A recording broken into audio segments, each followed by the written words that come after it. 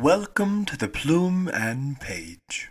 Today's story is Sense and Sensibility by Jane Austen.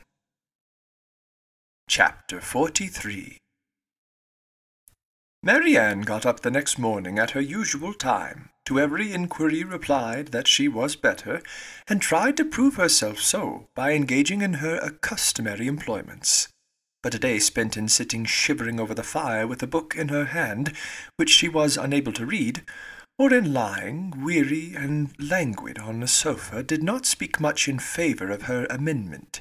And when, at last, she went early to bed, more and more indisposed, Colonel Brandon was only astonished at her sister's composure, who, though attending and nursing her the whole day, against Mary Ann's inclination, and forcing proper medicines on her at night, trusted, like Mary Ann, to the certainty and efficacy of sleep, and felt no real alarm.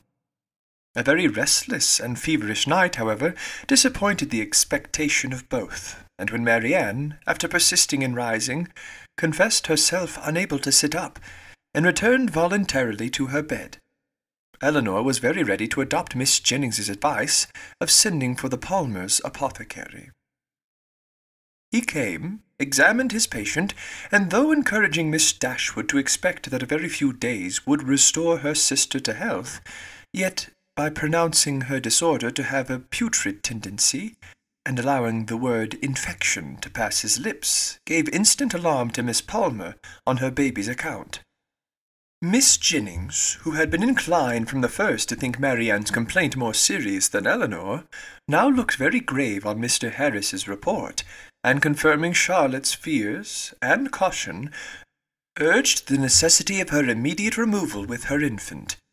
And Mr. Palmer, though treating their apprehensions as idle, found the anxiety and importunity of his wife too great to be withstood.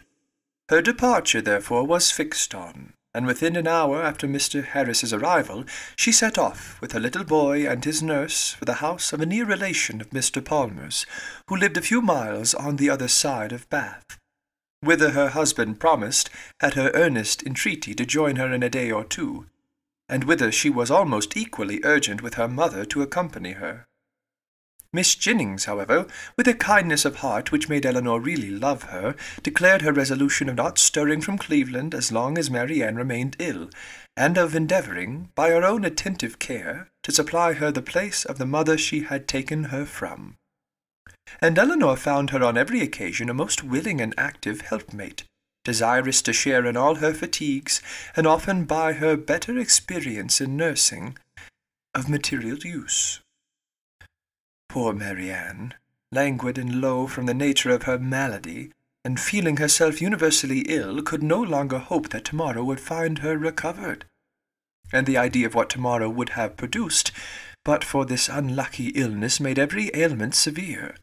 For on that day they were to have begun their journey home, and, attended the whole way by a servant of Miss Jennings, were to have taken their mother by surprise on the following forenoon. The little she said was all in lamentation of this inevitable delay, though Elinor tried to raise her spirits and make her believe, and she then really believed herself, that it would be a very short one. The next day produced little or no alteration in the state of the patient. She certainly was not better, and, except that there was no amendment, did not appear worse. Their party was now farther reduced, for Mr. Palmer, though very unwilling to go as well from real humanity and good nature as from a dislike of appearing to be frightened away by his wife, was persuaded at last by Colonel Brandon to perform his promise of following her. And while he was preparing to go, Colonel Brandon himself, with a much greater exertion, began to talk of going likewise. Here, however, the kindness of Miss Jennings interposed most acceptably. For to send the Colonel away while his love was in so much uneasiness on her sister's account would be to deprive them both, she thought, of every comfort. And therefore, telling him at once that his stay at Cleveland was necessary to herself, that she should want him to play at piquet of an evening, while Miss Dashwood was above with her sister, etc., she urged him so strongly to remain, that he, who was gratifying the first wish of his own heart by compliance, could not long even affect to demur, especially as Miss Jennings's entreaty was warmly seconded by Mr. Palmer, who seemed to feel a relief to himself in leaving behind him a person so well able to assist or advise Miss Dashwood in any emergence. Mary Ann was, of course, kept in ignorance of all these arrangements. She knew not that she had been the means of sending the owner of Cleveland away, in about 7 days from the time of their arrival. It gave her no surprise that she saw nothing of Miss Palmer, and as it gave her likewise no concern, she never mentioned her name. 2 days passed away from the time of Mr. Palmer's departure, and her situation continued with little variation the same. Mr. Harris, who attended her every day, still talked boldly of a speedy recovery, and Miss Dashwood was equally sanguine, but the expectation of the others was by no means so cheerful. Miss Jennings had determined very early in the seizure that Mary Ann would never get over it, and Colonel Brandon, who was chiefly of use in listening to Miss Jennings's forebodings, was not in a state of mind to resist their influence. He tried to reason himself out of fears which the different judgment of the apothecary seemed to render absurd, but the many hours of each day in which he was left entirely alone were but too favourable for the admission of every melancholy idea, and he could not expel from his mind the persuasion that he should see Mary Ann no more. On the morning of the 3rd day, however, the gloomy anticipations of both were almost done away, for when Mr. Harris arrived, he declared his patient materially better.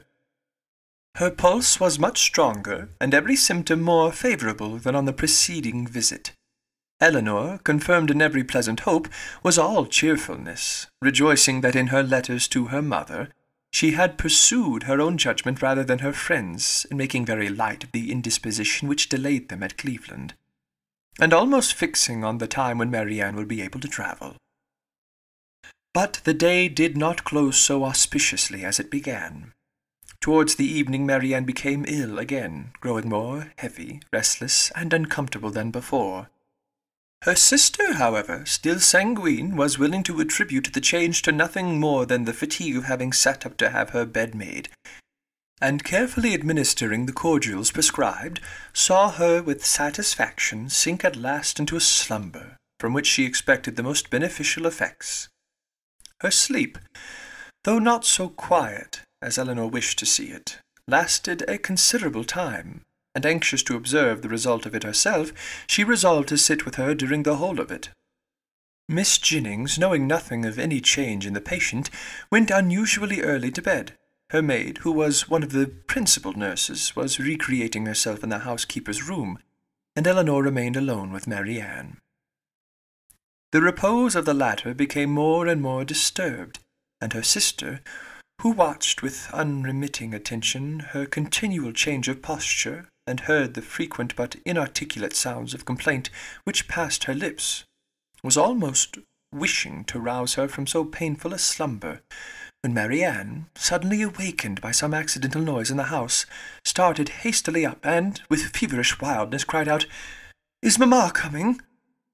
"Not yet," cried the other, concealing her terror, and assisting Mary Ann to lie down again. "But she will be here, I hope, before it is long. It is a great way, you know, from hence to Barton." "But she must not go round by London," cried Mary Ann in the same hurried manner. "I shall never see her if she goes by London." Elinor perceived with alarm that she was not quite herself, and, while attempting to soothe her, eagerly felt her pulse. It was lower and quicker than ever, and Mary Ann, still talking wildly of mamma, her alarm increased so rapidly as to determine her on sending instantly for Mr. Harris, and dispatching a messenger to Barton for her mother. To consult with Colonel Brandon on the best means of effecting the latter was a thought which immediately followed the resolution of its performance, and as soon as she had rung up the maid to take her place by her sister, she hastened down to the drawing-room, where she knew he was generally to be found at a much later hour than the present. It was no time for hesitation. Her fears and her difficulties were immediately before him. Her fears he had no courage, no confidence to attempt the removal of. He listened to them in silent despondence. But her difficulties were instantly obviated, for with a readiness that seemed to speak the occasion, and the service prearranged in his mind, he offered himself as the messenger who should fetch Miss Dashwood. Elinor made no resistance that was not easily overcome. She thanked him with brief though fervent gratitude, and while he went to hurry off his servant with a message to Mr. Harris, and an order for post-horses directly, she wrote a few lines to her mother. The comfort of such a friend at that moment as Colonel Brandon, or such a companion for her mother. How gratefully was it felt! A companion whose judgment would guide, whose attendance must relieve, and whose friendship might soothe her. As far as the shock of such a summons could be lessened to her, his presence, his manners, his assistance would lessen it. He, meanwhile, whatever he might feel, acted with all the firmness of a collected mind, made every necessary arrangement with the utmost dispatch, and calculated with exactness the time in which she might look for his return. Not a moment was lost in delay of any kind. The horses arrived, even before they were expected, and Colonel Brandon, only pressing her hand with a look of solemnity, and a few words spoken too low to reach her ear, hurried into the carriage. It was then about 12 o'clock, and she returned to her sister's apartment to wait for the arrival of the apothecary, and to watch by her the rest of the night. It was a night of almost equal suffering to both. Hour after hour passed away in sleepless pain and delirium on Marianne's side, and in the most cruel anxiety of Elinor's, before Mr. Harris appeared.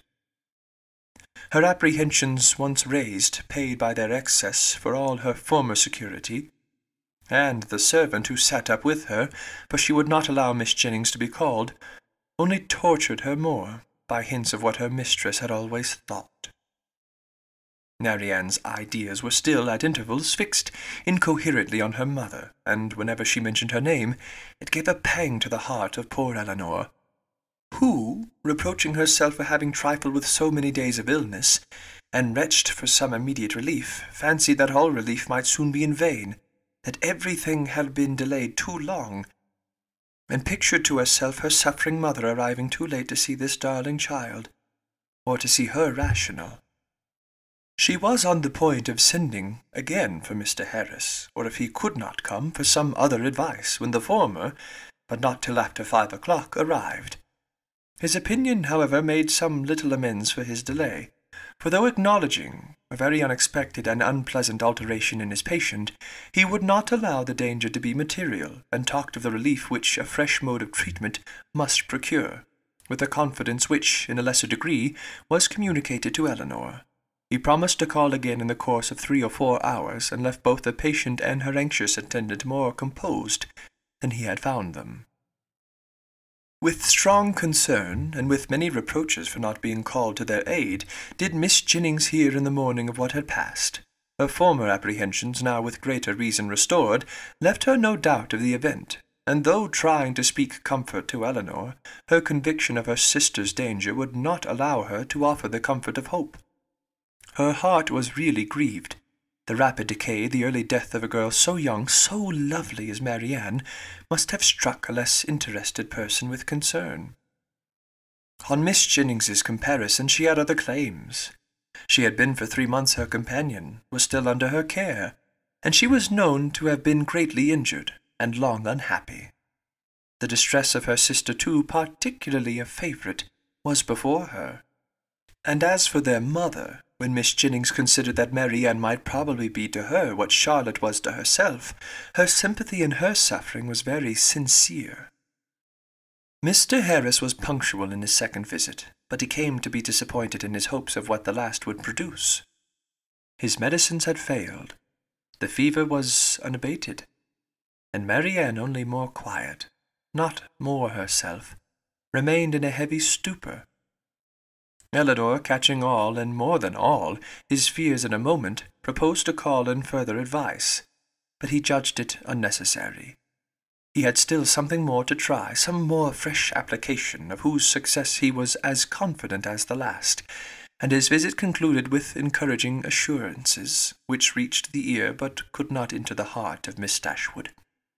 She was calm, except when she thought of her mother, but she was almost hopeless, and in this state she continued till noon, scarcely stirring from her sister's bed, her thoughts wandering from one image of grief, one suffering friend to another, and her spirits oppressed to the utmost by the conversation of Miss Jennings, who scrupled not to attribute the severity and danger of this attack to the many weeks of previous indisposition which Marianne's disappointment had brought on.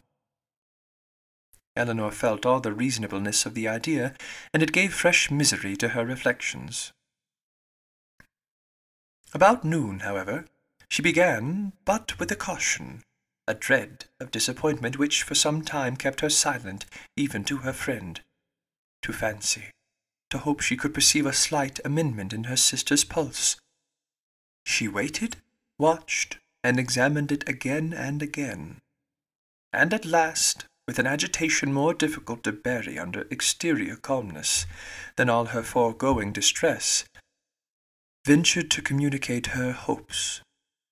Miss Jennings, though forced on examination to acknowledge a temporary revival, tried to keep her young friend from indulging a thought of its continuance, and Elinor, conning over every injunction of distrust, told herself likewise not to hope. But it was too late. Hope had already entered, and feeling all its anxious flutter, she bent over her sister to watch. She hardly knew for what. Half an hour passed away, and the favourable symptom yet blessed her. Others even arose to confirm it.